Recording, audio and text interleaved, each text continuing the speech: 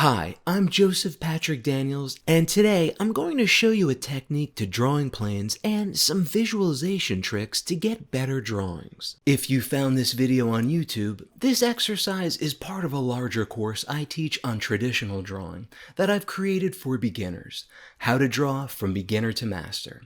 It's available online on demand, so if you'd like to watch a preview of the course, just click the link below and it will take you to my site. Your vision can be difficult to rely on. It can play tricks on you if you don't know what to watch out for. Here's an example of what I mean. Look at the horizontal blue lines in this image. I think we can all agree that they're alternately sloping either up or down, correct? Well, look at what happens when I remove the checker pattern squares from the image. The lines are actually perfectly straight and parallel. Here's another example I give in my acrylic painting course. Take a look at these two leaning towers of Pisa. The one on the right seems to be more tilted than the one on the left, correct?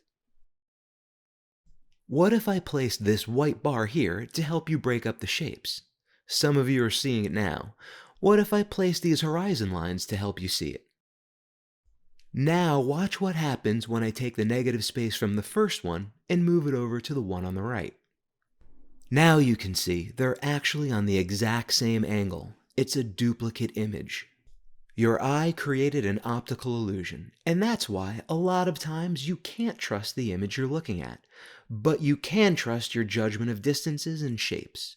My point is that, potentially, all images contain some form or another of visual deception, which means a lot of you have been doing drawings unaware of this effect, and, more importantly, not knowing how to combat it while sketching, which is why many of you are here. I'm going to show you two tricks artists use to see an image and translate it into line art, without being fooled by the various optical illusions hidden in it. It's that image logic I briefly mentioned earlier. It works in a similar way to the value isolator we used in the earlier lessons, but for line art. The first trick I'm going to show you is how to use your mistakes to your advantage. So, the first step is to make a mistake, not intentionally. Try this on one of the lines in this pentagon that you find difficult to place.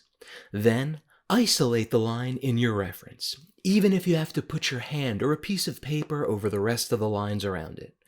Then use your pencil or ruler or your finger, anything you have around, and lay it on the line in your subject. This is going to extend the line and exaggerate its angle. Now compare it to the line you just drew and see if they're parallel. If it's not, redraw it using your mistake line to help guide where the right line is supposed to be. And that will help you get a much closer placement of the angle. So, trick number one is to hold something up to the line in your reference and the line you just drew that extends them both and compare the two angles. Then use your mistake to get closer to the right angle. You can repeat this as many times as you need. If you didn't grasp what I explained in that last demonstration, please rewatch it. This is an important visualization tool, so be sure to rewatch the section as many times as you need until you understand it. The second trick is to help you find the length of the line, and that's going to require more image logic. If you look for where a line intersects the other lines around it, logically it has to sit somewhere very specific, if you think about it. This can often require you to look for shapes, specifically triangles in the negative space of your line art. Here's what I mean. I'll use this line as an example. I want to know whether this line is the right distance and at the correct angle. It's intentionally not, by the way. So, in my mind, or since this is a practice exercise, I'll draw right on my photo reference.